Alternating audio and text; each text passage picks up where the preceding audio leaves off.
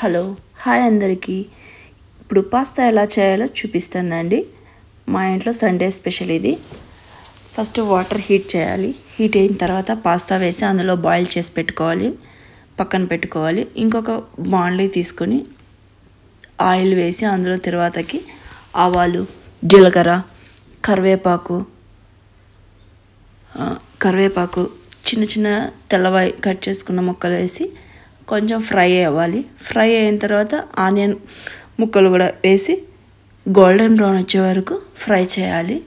Onion ముక్కలు fry అయిన తర్వాత కొంచెం జింజర్ గార్లిక్ పేస్ట్ కూడా వేస్తున్నాను.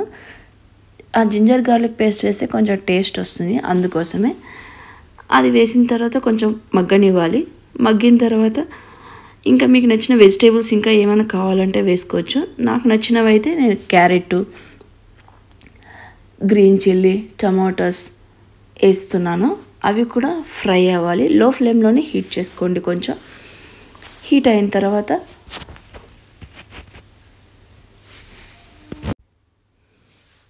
హీట్ చేసుకోవాలి. లో ఫ్లేమ్లోనే హీట్ చేసుకోండి. చూడండి, బాగా మగ్గిపోయినట్టు అనిపిస్తున్నాయి నాకైతే. ఆ మగ్గిన తర్వాత కొంచెం పసుపు, కారం పొడి, అలాగే గరం మసాలా కొంచెం, తర్వాత ధనియా పౌడర్ కొంచెం వేస్తున్నాను నేను. తర్వాత టేస్ట్కి తగ్గట్టు సాల్ట్ కూడా కొంచెం వేసుకొని లో ఫ్లేమ్లోనే హీట్ చేసుకోవాలి. ఒక 2 minutes మగ్గనివ్వాలి, అది పచ్చివాసన పోయే వరకు. మగ్గిన తర్వాత కొంచెం టమాటా కెచప్ వేస్తున్నాను. టమాటా కెచప్ వేస్తే టేస్ట్ బాగుంటుంది, దానికోసమే. మా బాబు కూడా ఇష్టంగా తింటాడు. పాస్తా అంటే మా వాడికి చాలా ఇష్టం, మా ఆయనకు కూడా చాలా ఇష్టం. లో ఫ్లేమ్లోనే 2 minutes మగ్గనివ్వాలి. తర్వాత స్టవ్ ఆఫ్ చేసుకోవాలి.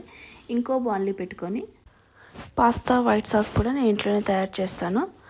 ఇంకో స్టవ్ మీద ఇంకొక బాండ్లీ పెట్టి అందులో 2 tablespoons మైదా, అంటే ఆల్ పర్పస్ ఫ్లోర్ ఉంటుంది కదా, అది వేసి కొంచెం ఆయిల్ వేసి లో ఫ్లేమ్లోనే హీట్ చేస్తాను. నేను తీసుకున్న క్వాంటిటీకి అంత సరిపోతుంది.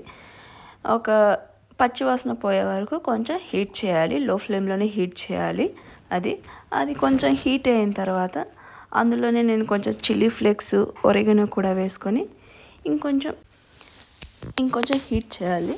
అది హీట్ అయిన తర్వాత నేను పాలు కూడా వేస్తున్నాను. ఒక 2 గ్లాసెస్ అన్ని పాలు వేసి లో ఫ్లేమ్లోనే హీట్ చేయాలి. అది ఉండలు అవ్వకుండా చూసుకోవాలి.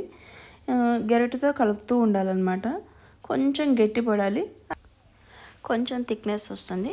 వచ్చిన తర్వాత ముందుగా మనం పాస్తాని బాయిల్ చేసి పెట్టుకున్నాం కదా, అందులో వేయాలి. వేసిన తర్వాత మనం ఇది వెజిటేబుల్స్ కూడా హీట్ చేసి పెట్టుకున్నాం కదా పక్కన ఇంకొకటి బాండ్లీలో, అది కూడా వేసి పేస్ట్ కూడా వేసి 2 అంత వేసి మిక్స్ చేయాలి.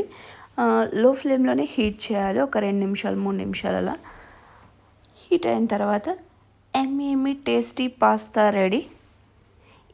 మీకు ఈ చేసిన విధానం నచ్చినట్లయితే ఒక సబ్స్క్రైబ్ చేసుకోండి. మా ఇంట్లో అయితే సండే స్పెషల్ ఇది. మీరేం తిన్నారో కమెంట్ చేయండి. మీకు ఈ వీడియో నచ్చినట్లయితే ఒక లైక్ కొట్టండి, సబ్స్క్రైబ్ చేయండి ప్లీజ్ ఫ్రెండ్స్. మా వాడికి మా ఆయనకి పాస్తా అంటే చాలా ఇష్టము.